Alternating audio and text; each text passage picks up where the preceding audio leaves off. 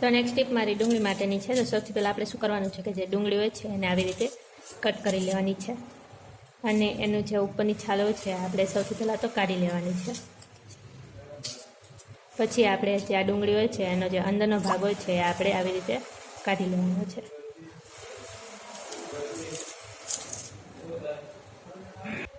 પછી આપણે જે આ ડુંગળી હોય છે એની અંદર નાખવાનું છે થોડુંક તેલ. કોઈ પણ તેલ તમે નાખી શકો છો. તો તેલ નાખ્યા પછી આપણે શું કરવાનું છે કે આની અંદર જે દીવાની જે ડિવેટ હોય છે એ આપણે આની અંદર આવી રીતે નાખી દેવાનું છે અને એની અંદર આપણે એક લવિંગ હોય છે લવિંગ પણ નાખી દેવાનું છે અને પછી આપણે જે આ દિવેલ છે એને સળગાવવાનું છે.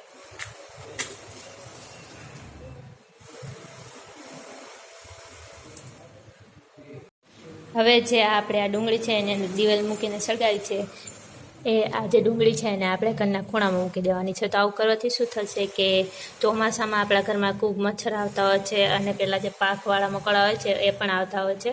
તો આ ડુંગળીના સ્મેલના કારણે અને લવિંગના સ્મેલના કારણે જે મચ્છર અને મકોડા અને એવું બધું હોય છે એ આપણા ઘરની અંદર નહીં આવે. તો આ જે ટીપ છે એ તમને પસંદ આવી હોય તો ચેનલને સબસ્ક્રાઈબ જરૂરથી કરતા જજો. તમારી છેલ્લી ટીપ આપણા કોઈ પણ જે કપડાં હોય છે એના માટેની છે.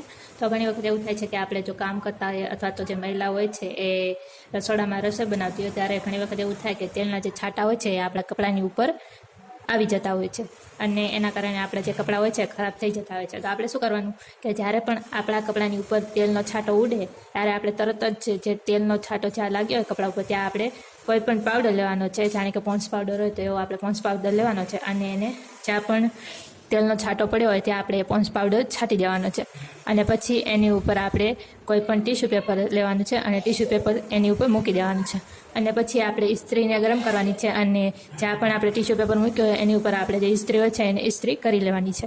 તો આવી રીતે તમે જે કપડાની ઉપર તેલના ડાઘા પડ્યા હોય એને તરતમાં તરત છોડાવી શકો છો. તો આ જે ટીપ છે તમને કેવી લાગી મને કોમેન્ટમાં જરૂરથી જણાવજો અને આજનો મારો આ વિડીયો જે છે તમને પસંદ આવ્યા હોય તો મારી ચેનલને સબસ્ક્રાઈબ જરૂરથી કરતા જજો.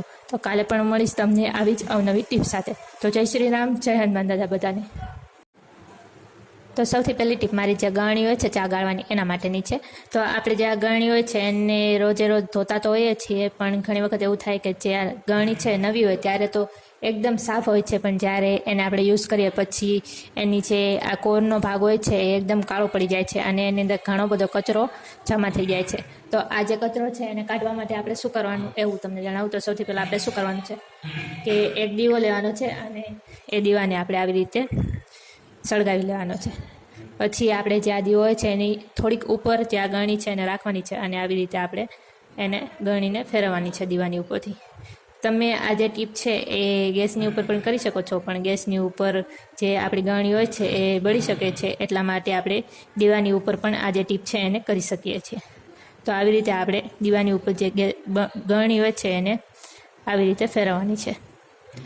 પછી આ જે ગળણી છે થોડી ગરમ થઈ જાય પછી આપણે શું કરવાનું કે આ જે ગળણી છે એને વાસણ ધોવાનો જે કૂચો હોય છે એની મદદથી જે એની કોર હોય છે એ ઘસી લેવાની છે અને પછી આપણે જે આ ગળણી હોય છે એને પાણીથી ધોઈ નાખવાની છે.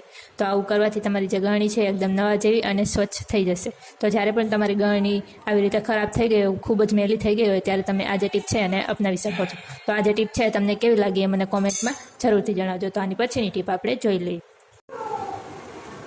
તો નેક્સ્ટ ટીપ મારી સાવરણી માટેની છે. તો ઘણી વખત આપણે જ્યારે નવી સાવરણી લાવતા હોઈએ છીએ ત્યારે એની અંદરથી ઘણો બધો કચરો નીકળતો હોય છે અને આ કચરો કાઢવામાં આપણને ઘણી બધી મુશ્કેલી પણ પડે છે અને એની સાથે ઘણો બધો સમય પણ જાય છે. તો એક સાથે જે આની અંદરનો કચરો હોય છે એ કાઢવા માટે આપણે શું કરવાનું? સૌથી પહેલાં આપણે કોઈ પણ નકામા જે દાંતીઓ હોય છે દાંતીઓ લઈ લેવાનું. પછી આપણે આવી રીતે જે દાંતીઓ હોય છે એને સાવરણીની અંદર ફેરવવાનો છે. તો આવી રીતે આપણે જે સાવરણીની અંદરનો જે કચરો હોય છે એ કાઢી શકીએ છીએ. તો આ જે ટીપ છે તમને કેવી લાગી મને કોમેન્ટમાં જરૂરથી જણાવજો અને જ્યારે પણ તમે તમારા ઘરે નવી સાવરણી લાવો ત્યારે આ જે ટીપ છે એનો ઉપયોગ જરૂરથી કરજો.